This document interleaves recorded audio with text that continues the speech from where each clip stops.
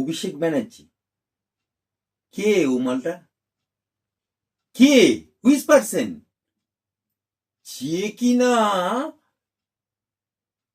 আমার নির্বাচন কমিশনের কাছে এফিডেভিট দিয়ে বলে আমি ঘর ভাড়া দিয়ে খাই। যে কিনা নির্বাচন কমিশনের কাছে বলেছে আমার কোনো ব্যাংক অ্যাকাউন্ট নেই। যে কিনা বলছে নির্বাচন কমিশন, যে কিনা ভোটের আগে মানে মমতা ব্যানার্জি যখন লড়াই করছে, মমতা ব্যানার্জি যখন সিঙ্গুর আন্দোলন করেছিল, এই অভিষেক ব্যানার্জি ছিল নো। মমতা ব্যানার্জি যখন সিঙ্গুর আন্দোলন করেছিল তখন ছিল নো। মমতা ব্যানার্জি যখন নন্দীগ্রাম আন্দোলন করেছিল তখন ছিল নো। মমতা ব্যানার্জি যখন লালবাজারের পুলিশ থেকে চুলের মুঠি ধরে নিয়ে গেছিল তখন ছিল নো।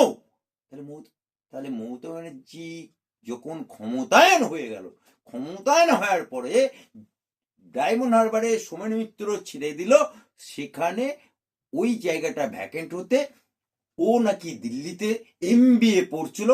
আজও পর্যন্ত এমবিএ ডিগ্রিটা ওর বাপের জন্মে দেখাতে পারেনি, ওর নানার জন্মেও দেখাতে পারেনি, জনগণের কাছে দেখাতে পারেনি। সুতরাং এমবিএ ডিগ্রিটাই ফলস কিনা সেটা ভগবান জানে। কিন্তু সেখানে ওই পিসি মনির দয়ায় 11 সালের পরে পিসি মনির দয়ায় উনি জিতে গেলেন। আরে জিতে দেখলেন এই তো বিশাল মধুর হাড়ি, মধু চারটে চারটে চারটে চারটে চারটে। আজকে যত বাংলায় চোর দেখছেন, সারা বাংলায় যত তৃণমূলের চোর দেখছেন, এই সমস্ত চোরে চুরি করা শিখিয়েছে এই অভিষেক ব্যানার্জি। নিজেও চোর, আর নিজেও মধু খেলো, আর সবাইকে মধু খাইয়ে দিল। আজকে এই যে শিক্ষামন্ত্রী, এই যে শিক্ষায় দুর্নীতি, এর নায়ককে মাতাকে এই অভিষেক ব্যানার্জি। আজকে বালুর যে জেল খাটলো, এই খাদ্য কেলেঙ্কারি, নায়ককে অভিষেক ব্যানার্জি। আজকে ওদের তার কণ্ঠস্বর পরীক্ষা করার জন্য যে নাকি বলেছিল আমার বসকে কেউ ছুতে পারবে না, আমার বসকে কেউ ছুতে পারবে না, সেই কাকুর কণ্ঠস্বর পিজি হসপিটালে করতে দিচ্ছিল না। অবশেষে জোকায় গিয়ে পরীক্ষা করলো এবং তার কণ্ঠস্বর মিলে গেল এবং পাওয়া গেছে কাকুর চার্জশিটে ওর নাম চলে এসছে।